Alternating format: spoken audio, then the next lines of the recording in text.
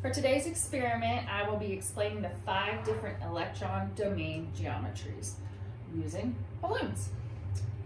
I will be using the Vespar theory, or the valence shell electron pair repulsion theory, to predict the shapes of the molecules. The Vespar theorizes that pairs of electrons that surround the central atom of a molecule are arranged as far apart as possible to minimize electron-electron repulsion. The electron geometry of a molecule is the arrangement of electron groups.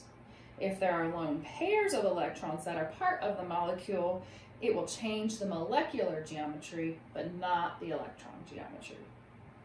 In the next few slides, I'll explain the 5 basic shapes of the electron geometry. And then I will also explain the changes to the molecular geometry if lone pairs are present. In the last slide, I've also included a chart to help you better understand the electron domain geometry and the molecular geometry of a molecule.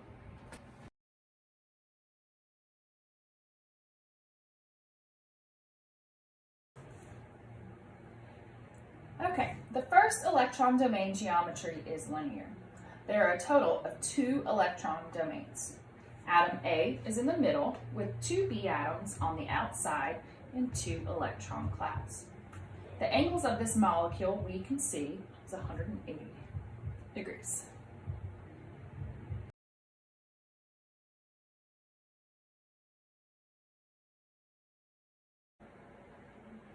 The second electron domain geometry is a trigonal planar. There are a total of 3 electron domains. Atom A in the center with 3 B atoms on the outside and 3 electron clouds. The angles found in a trigonal planar are all 120 degrees. Now say if one position is occupied by one lone pair of electrons, our molecular geometry will change and it would be considered bent, has kind of an angular shape like that. And the angle would also be less than 120 degrees.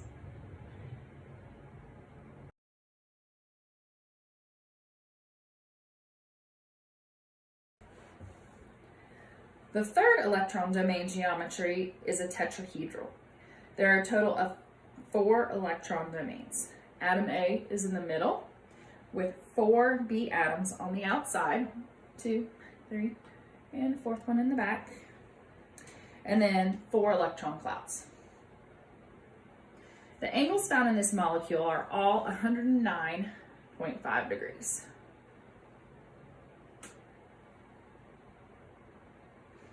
Now, if one position is occupied by a lone pair of electrons, our molecular geometry would be a trigonal pyramidal, similar to our trigonal planar, but slightly different. And if 2 positions are occupied by 2 lone pairs of electrons, our molecular geometry would be bent. So you again would get an angular angle.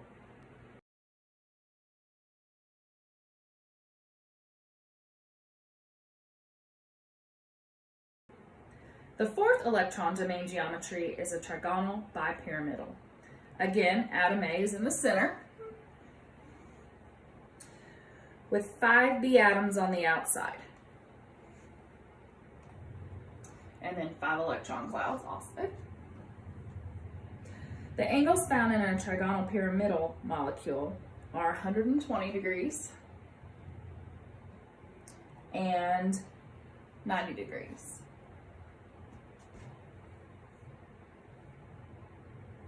Now, if we have 4 atoms and 1 lone pair of electrons attached to the center atom, we attain a seesaw-shaped molecular geometry. If 2 positions are filled with 2 lone pairs of electrons, we would get a T-shaped molecular geometry. And finally, if 3 positions are occupied by 3 lone pairs of electrons, we would get a linear molecular geometry. And again, if you look at the last slide with the chart, these are all explained in detail.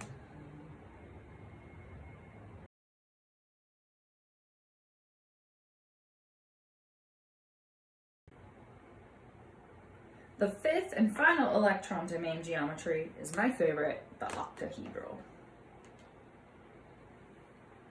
There are a total of 6 electron domains, 1 center A atom, and then 6 B atoms on the outside with 6 electron clouds. The angles formed are all 90 degrees in every direction. Now, if one position is filled with a lone pair, we will have a molecular geometry in the shape of a square pyramidal. 2 positions filled with 2 lone pairs, we have a square planar. And if 3 lone pairs fill the position, we would have a T shape. And finally, if 4 positions are filled with 4 lone pairs, we would have a molecular geometry in the linear shape.